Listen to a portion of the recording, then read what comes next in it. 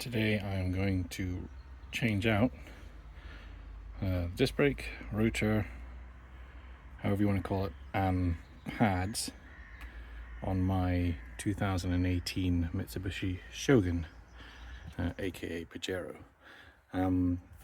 So far I've jacked it up, popped it onto some stands which are against the chassis on both sides, and now I'm going to remove the, sorry about the lighting. I'm going to remove the caliper. There we've got one bolt there, another one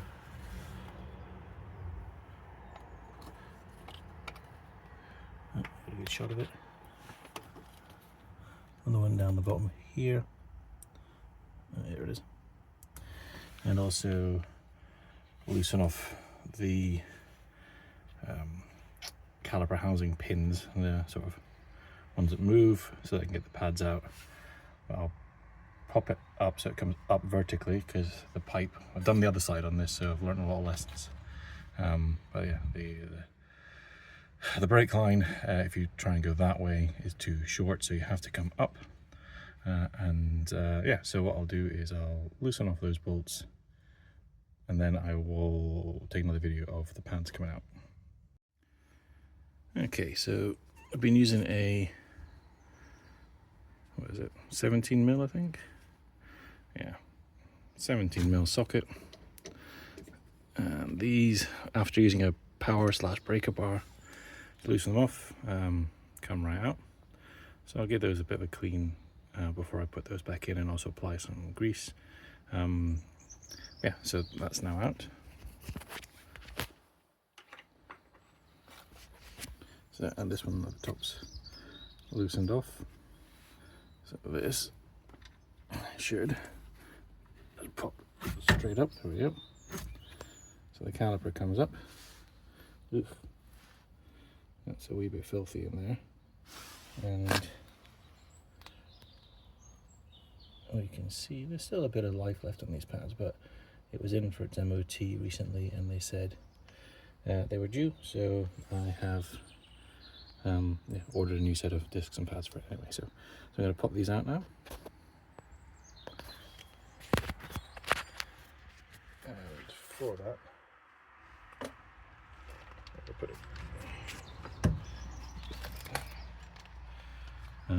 Just got this little, actually it's a tool for body work, for popping out those little sort of plastic pops you get on some cars. I'm just going to put that in there, that come loose, and then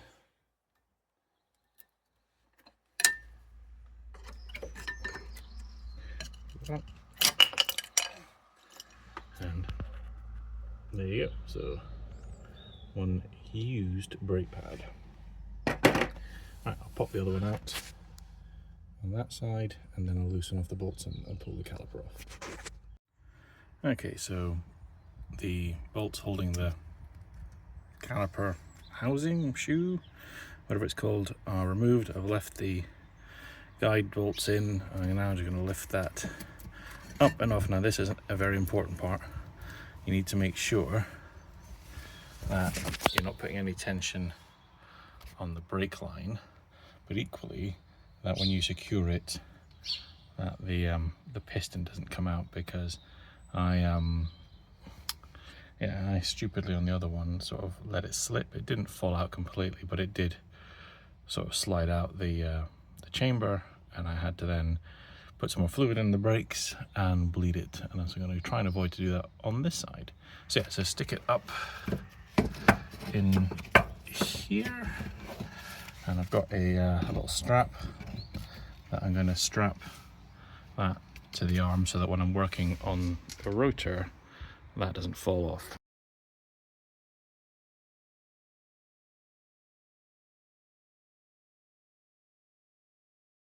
The other thing you can do, and I've watched quite a few videos before I attempted this myself on YouTube.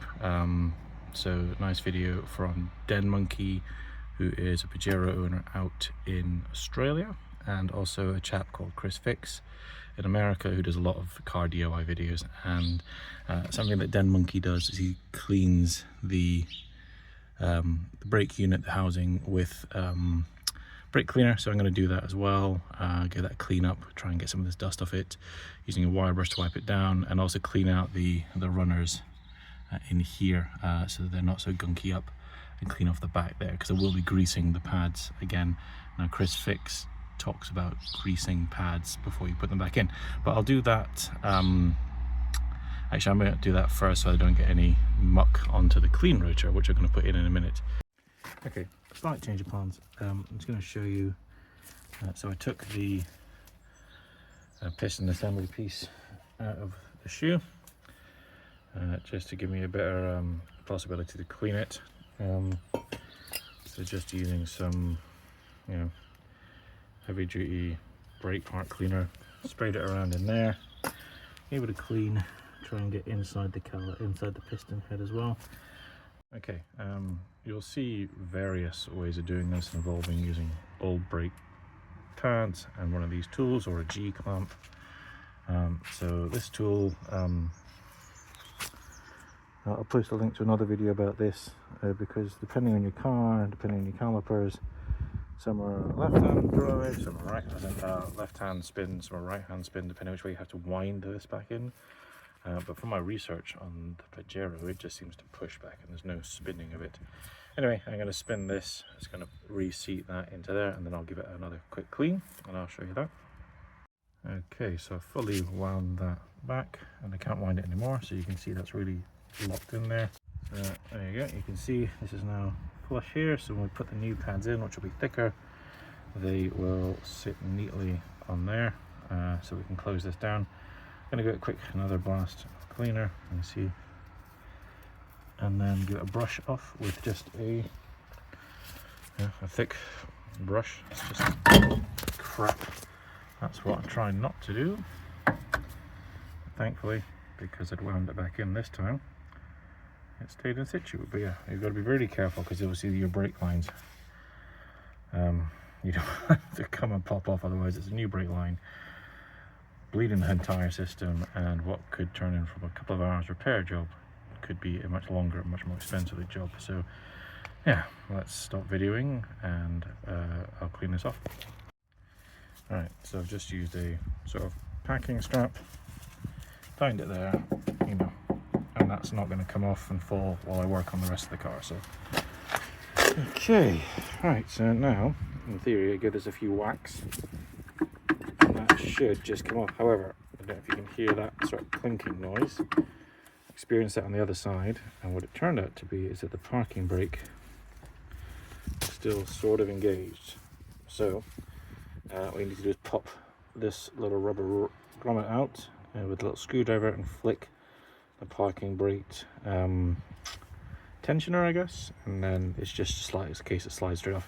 I'll put a link to the chap's video about that in the video, so rather than me trying to video it because it's a bit fiddly. Okay, so now I got the rotor off. There you go, there's the old one. I'm just going to try and show you this piece that's annoying down the bottom. Now imagine if you had a workshop, there you go, so you see this thing here, you have to put your screwdriver through and spin it, and it then loosens off, or it tightens up, I'm guessing, the shoe that that sticks against the inside of the rotor. You can see that's the parking brake, and that stops it from, that's what stops the rotor easily coming off the brake. Anyway, now I need to blast this with some brake cleaner, brake dust. I'm guessing that's that brown stuff, really nasty shit, as many people will tell you. So I've been wearing a little filter mask while cleaning this, just to clean it off. Now the new disc is in here, and just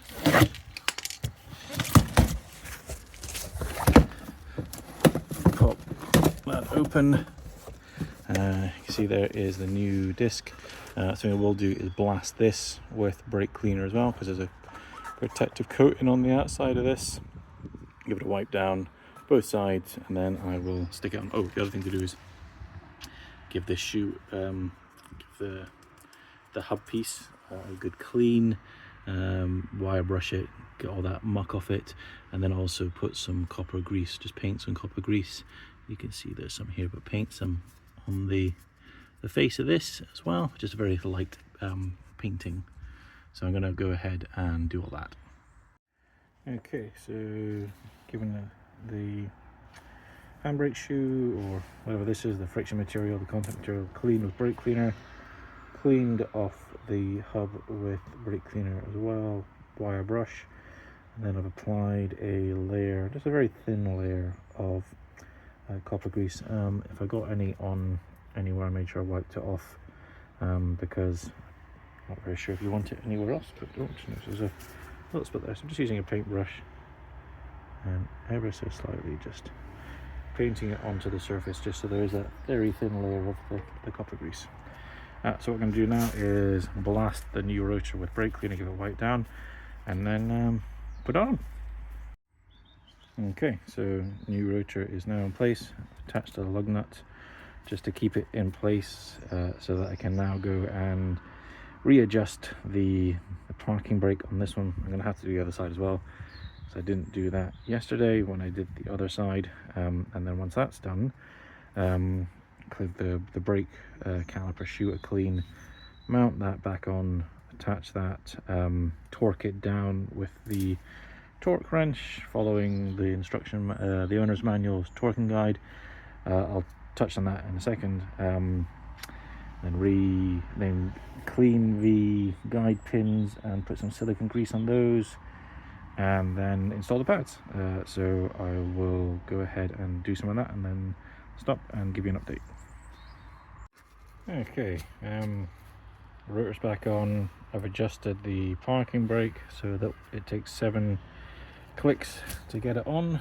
I've given the brake pad shoe, I think it's called, a blast with brake cleaner, given those pads a bit of a cleanup. So what I'm going to do now is put a very light touch of grease onto these shiny bits, and then the other thing I've done is I've also just used a wire brush to give those a clean. So what I'm going to do now is grease that, and then put the shoe back on into here, and then tighten those bolts to the correct torque, and I'll stop, figure that out, and then give a quick update on that.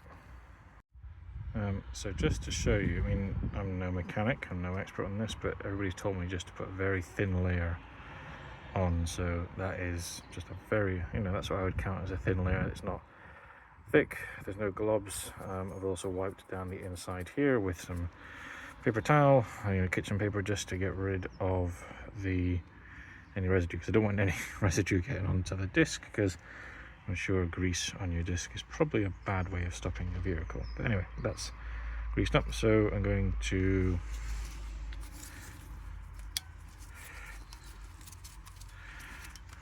this goes on like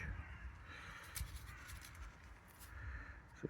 That goes on over the disc. 2 bolts go through the back, and one other thing, I've got some Loctite just to put onto the bolts before I put them in, so that will then seize and stop the bolts coming out, because obviously you don't want your bolts coming out, because that would be bad for your brakes. Okay, so I've got the shoe back on. There's one bolt, there's the other bolt there. Now I've just used a socket to get those hand tight, and now what I'm going to do is a torque wrench. And now I looked it up on the manual, and it says 115 plus 10, so that's pounds foot, so nanometers or newton meters, whatever it is. You can see there's the 1 there, and because it's 0.1, I've turned it to 4, which I think is 115. I'm not 100% sure what the 0.10 is, but conversion says it should be about 84 pounds of torque, so that's close enough. Now this is a little bit of a bugger to find some movable room. Now the reason that I've done it without the caliper on is because it gives me a lot more space to move this over it.